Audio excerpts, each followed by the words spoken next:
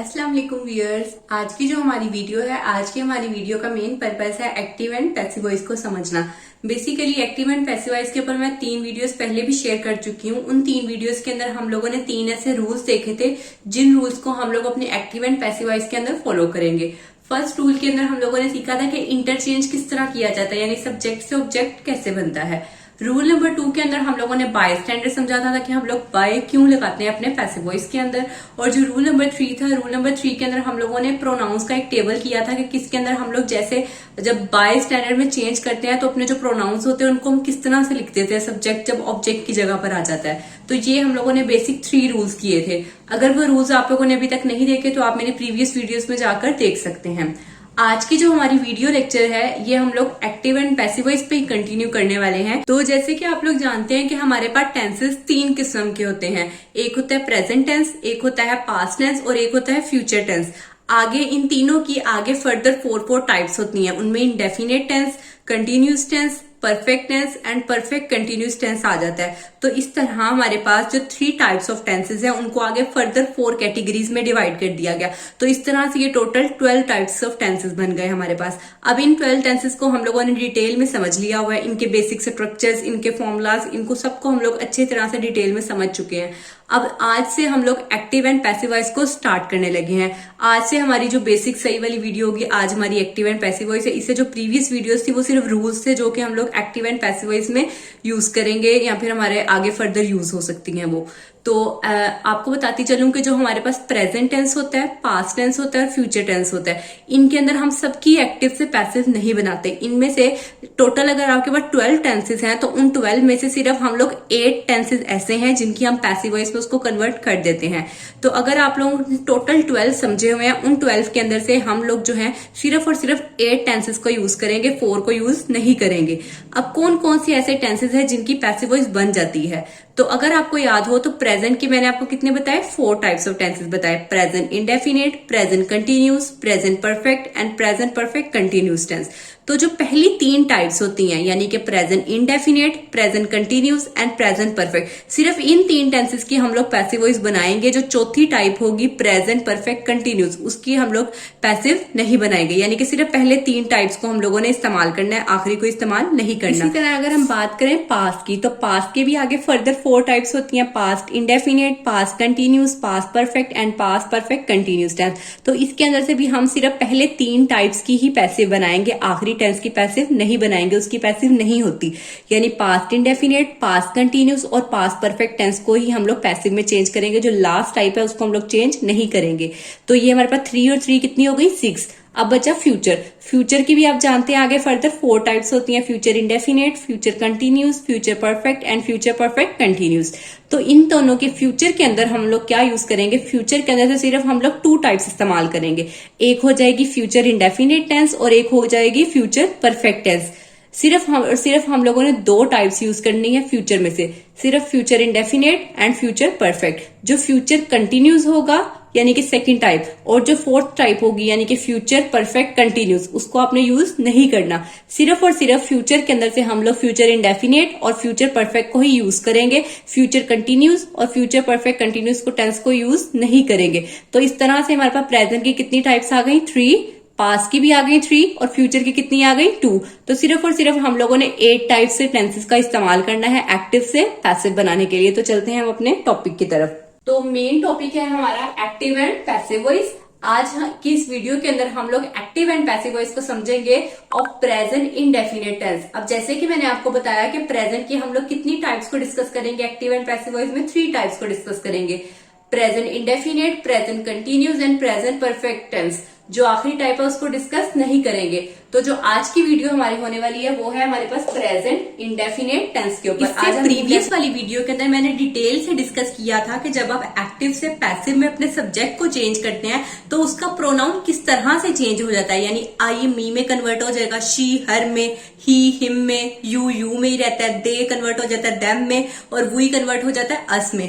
इसलिए जो हमारा यहाँ पे शी सब्जेक्ट था वो सब्जेक्ट किस में कन्वर्ट हो गया? हर में। अगर आपको अभी भी कंफ्यूजन है तो आप मेरी इससे प्रीवियस वाली वीडियो देख सकते हैं, तो इससे आपका कॉन्सेप्ट क्लियर हो जाएगा। इसलिए हम लोगों ने शी को कन्वर्ट कर दिया हर में। तो अगर आप देखें आ लेटर इसमें हमारा क्या आ गया, ऑब्जेक्ट आ गया। ऑब्जेक्ट को हमने शुरू में लिख दिया, इज हमारा हेल्पिंग वर्ब आ गया। रिटर्न आपकी थर्ड फॉर्म आ गई, बाय आपका बाय स्टैंडर, और शी का प्रोनाउन हम लोगों ने हर यूज कर लिया। ये हमारा क्या हो गया, एंड पे सब्जेक्ट आ गया। तो ये वाला हमारा क्या बन गया, passive voice. She writes a letter, this is active voice, और इसका जो पैसिव वॉइस बना है, a letter is written by her. Simply object start में लगा दिया, हेल्पिंग वर्ब हमने फॉर्मूले के मुताबिक इज लगाया, third form of verb return आ गई, बाय आ गया, और लास्ट पे आपका सब्जेक्ट यानी कि हर आ गया।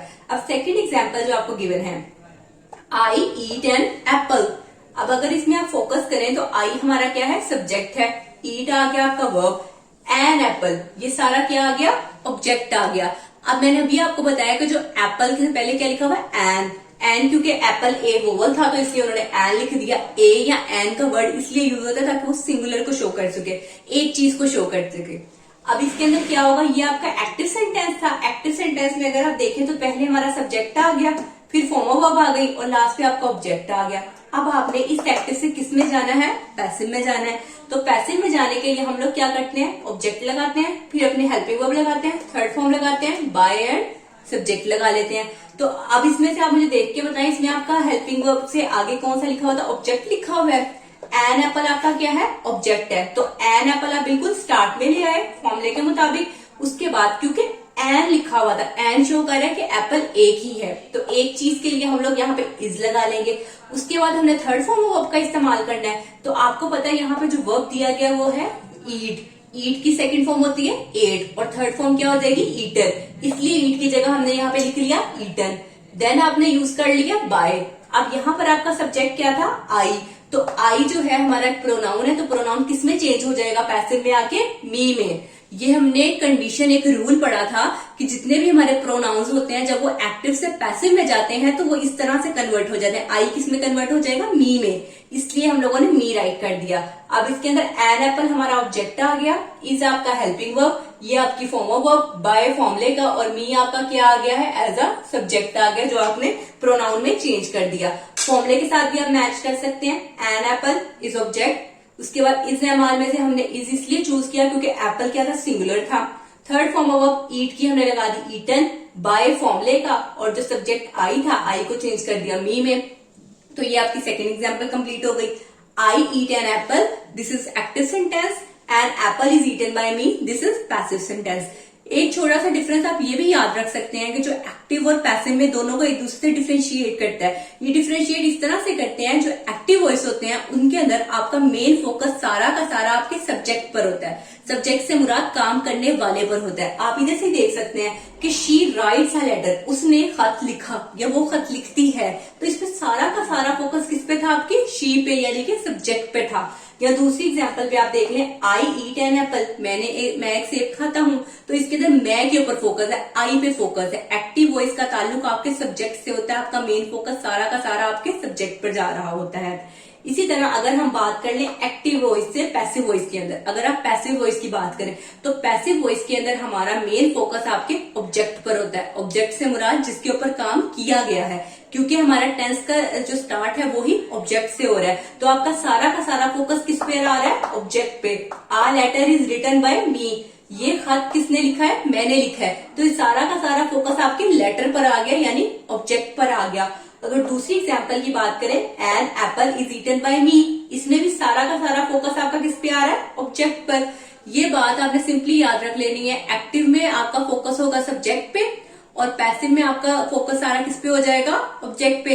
ये सिंपल दो रूल आपने याद रखने हैं, तो आपके एक्टिव एंड पैसिव वॉइस का जो है कंपैरिजन वो थोड़ा आसान हो जाएगा समझने के लिए। तो ये हमारा सिंपल से स्ट्रक्चर था। अब हम पढ़ते हैं नेगेटिव स्ट्रक्चर क्या होता है। हम पढ़ लेते हैं नेगेटिव सेंटेंसेस क्या होते हैं।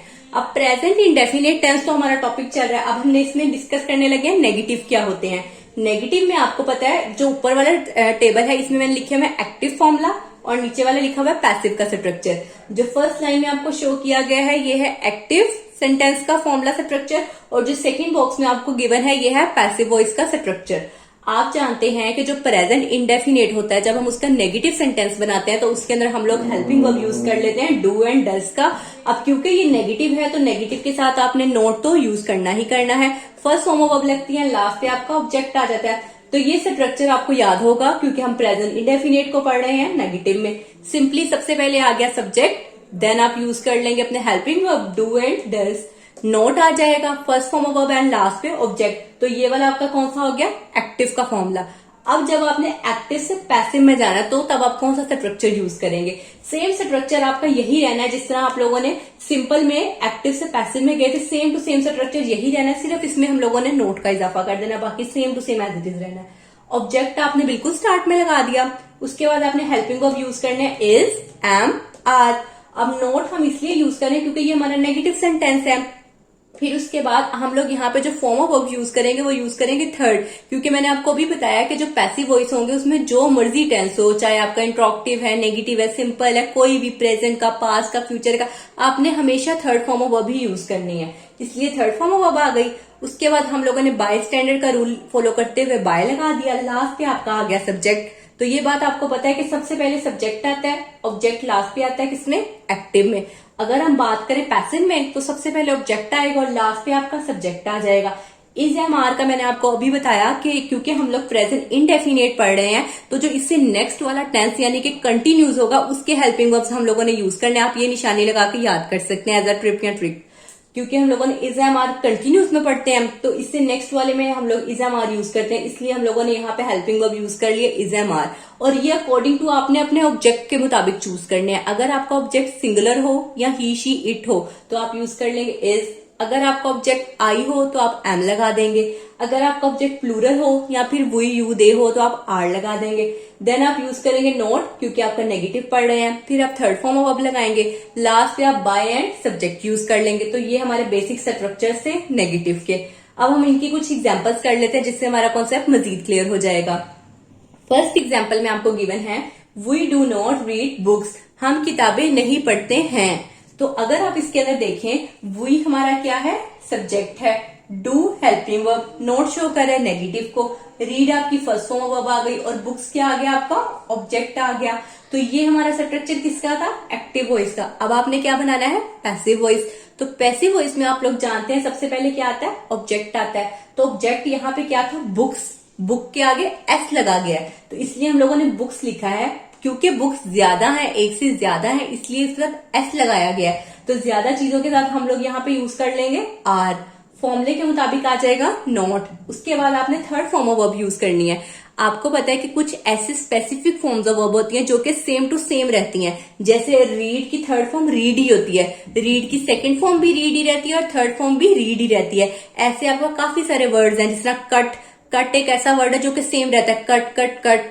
या पुट, पुट भी ऐसा वर्ड है जिसकी first form, second form, third form same रहती हैं। इसी तरह रीड भी एक ऐसा वर्ड है, रीड रीड रीड ही रहता है। मैंने फॉर्म्स ऑफ वर्ब के ऊपर एक स्पेसिफिक वीडियो शेयर की थी, आप वहां से भी इस फॉर्म्स ऑफ वर्ब को समझ सकते हैं ताकि आपके लिए समझने के लिए आसानी हो जाए। तो फिर हम लोगों ने यहाँ पे थर्ड फॉर्म ऑफ यूज कर ली, रीड हमारा रीड ही रहा। उसके बाद फॉर्मूले के मुताबिक आ गया बाय। अब जो वी है लास्ट पे आपने सब्जेक्ट लगाना होता है, तो वी किसमें कन्वर्ट हो जाएगा, अस में। इसका प्रोनाउन चेंज हो जाएगा। ये हमारा पैसिव वॉइस का एक रूल है, जब भी आपका सब्जेक्ट एक्टिव से पैसिव में कन्वर्ट होगा तो उसके प्रोनाउन में चेंजिंग आएगी। ये चेंजिंग के लिए आपको एक टेबल याद करना पड़ेगा। वो टेबल मैंने लास्ट वीडियो में अपने शेयर किया था, आप वहां से वो टेबल को अच्छी तरीके से याद कर लीजिए। अगर आप वो याद कर लेंगे तो आपके लिए आसानी हो जाएगी इसको सॉल्व करना। जो आई है वो कन्वर्ट हो जाता है मी में, यू कन्वर्ट होता है यू में, दे कन्वर्ट हो जाता है देम में, ही कन्वर्ट होता है हिम में, शी कन्वर्ट हो जाता है हर में, इट में ही होता है, और जो वी होता है वो अस में कन्वर्ट हो जाता है। इसलिए वी की जगह पे हमने लास्ट पे क्या लिख दिया है, अस लिख दिया है। अगर आप देखें तो बुक्स हमारा क्या आ गया, ऑब्जेक्ट आ गया, आर आपका हेल्पिंग वर्ब आ गया, नोट फॉर्मूले का, रीड आपकी थर्ड फॉर्म आ गई, बाय फॉर्मूले का, और अस आपका लास्ट पे क्या आ गया है, सब्जेक्ट आ गया। तो यही हमने फॉर्मूले के मुताबिक सॉल्व किया। सबसे पहले आपका ऑब्जेक्ट आया, फिर आपने अपना हेल्पिंग वर्ब अपने ऑब्जेक्ट के मुताबिक चूज किया, क्योंकि बुक्स ज्यादा थी तो इसलिए हमने यहाँ पे आर यूज किया। फिर फॉर्मूले के मुताबिक हमने नोट यूज कर लिया। देन आपने थर्ड फॉर्म वर्ब रीड लगाई, रीड की थर्ड फॉर्म रीड ही होती है इसलिए वो सेम रहा। फिर आपने फॉर्मूले के मुताबिक बाय लगा दिया, और लास्ट पे आपने क्योंकि सब्जेक्ट लगाना था, सब्जेक्ट आपका जब पैसिव में जाता है तो थोड़ा सा कन्वर्ट हो जाता है, प्रोनाउन चेंज हो जाता है, वी कन्वर्ट होके उसमें अस में आ गया। तो यहाँ पे आपकी जो फर्स्ट एग्जाम्पल थी, we do not read books, this is your active sentence, books are not read by us, this is your passive sentence. I hope you will understand well. अब हम नेक्स्ट एग्जाम्पल कर लेते हैं। The teacher does not teach English. जो teacher है हमें वो English नहीं पढ़ाती। तो इसके अंदर हम लोग देख लेते हैं हमारा सब्जेक्ट क्या है, वर्ब क्या है और ऑब्जेक्ट क्या है। अगर बात की जाए टीचर की तो जो फर्स्ट हमारा होता है वही हमारा सब्जेक्ट होता है। तो द टीचर हमारा आ गया, सब्जेक्ट आ गया। डज जो है आपका हेल्पिंग वर्ब आ गया, नॉट नेगेटिव का आ गया। टीच इसके अंदर फर्स्ट फॉर्म ऑफ वर्ब आ गई और जो वर्ड इंग्लिश है, इंग्लिश आपका क्या आ जाएगा, ऑब्जेक्ट आ जाएगा। तो ये बेसिक स्ट्रक्चर हमारा किसका था, एक्टिव वॉइस का, जो हमने रेड कलर में लिखा हुआ है। अब जो ग्रीन कलर में लिखा गया ये आपका पैसिव सेंटेंस है। अब पैसिव बनाने के लिए हम लोग पहले क्या लगाएंगे, ऑब्जेक्ट, फिर हेल्पिंग वर्ब, फिर नॉट, फिर फॉर्म ऑफ वर्ब, लास्ट पे बाय एंड सब्जेक्ट। तो यहाँ पे अगर आप देखें हमारा इसके अंदर ऑब्जेक्ट क्या था, इंग्लिश। तो इंग्लिश को हम लोग बिल्कुल स्टार्ट में ले आएंगे। इंग्लिश बेसिकली सब्जेक्ट है, तो सब्जेक्ट को एज अ हम सिंगुलर डील करेंगे, ठीक है। इंग्लिश एज अ बुक भी आप डील कर सकते हैं, इंग्लिश एज अ सब्जेक्ट भी, लेकिन यहाँ पर इंग्लिश बात सब्जेक्ट की हो रही है, ठीक है। तो आप इंग्लिश को आप सिंगुलर मान लेंगे, इसलिए इसके साथ हम लोग यहाँ पे हेल्पिंग वर्ब यूज करेंगे इज। फॉर्मूले के मुताबिक आ जाएगा नॉट। उसके बाद आपने थर्ड फॉर्म अप्लाई करनी है। टीच की सेकेंड फॉर्म होती है टॉट एंड थर्ड फॉर्म भी हो जाएगी टॉट। तो टीच, टॉट, टॉट, तो इसलिए हम लोगों ने यहाँ पे थर्ड फॉर्म यूज कर ली टॉट। उसके बाद फॉर्मूले के मुताबिक आ गया बाय। अब द टीचर था, अब द टीचर आपके पास same to same as it is last पे आ जाएगा। द टीचर का the teacher as it is आ गया। जो मैंने आपको ऊपर बात कन्वर्जेंस की बताई उसमें हम लोग सिर्फ प्रोनाउंस को चेंज करते हैं। प्रोनाउंस में आप जानते हैं he, she, it, I, we, you, they, ये 7 प्रोनाउंस हैं। इन प्रोनाउंस को सिर्फ हम चेंज करते हैं। इसके अलावा अगर कोई भी आपका सब्जेक्ट आ जाए, द टीचर आ जाए, पेरेंट्स आ जाए, द शेफ आ जाए, द स्टाफ आ जाए, गार्डनर आ जाए, कुछ भी आ जाए, द बॉय, द गर्ल, इस तरह की कोई भी एग्जाम्पल अगर आपको पास आ जाए तो वो सब्जेक्ट से जब आप एक्टिव चेंज करेंगे तो वो सेम टू सेम आपने एज इट इज राइट करनी है। ये स्पेसिफिक केस सिर्फ प्रोनाउंस के लिए था।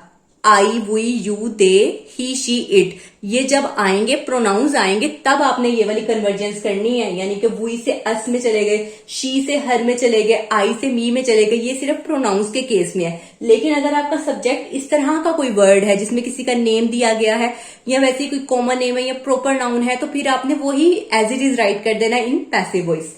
तो आप लोगों ने सबसे पहले क्या किया, अपना ऑब्जेक्ट शुरू में ले आए। ऑब्जेक्ट हमारा इंग्लिश था। फिर फॉर्मूले के मुताबिक हमने अपना हेल्पिंग वर्ब यूज किया। फॉर्मूले के मुताबिक नॉट लगा दिया। Third form of verb teach की थर्ड आ गई टॉट।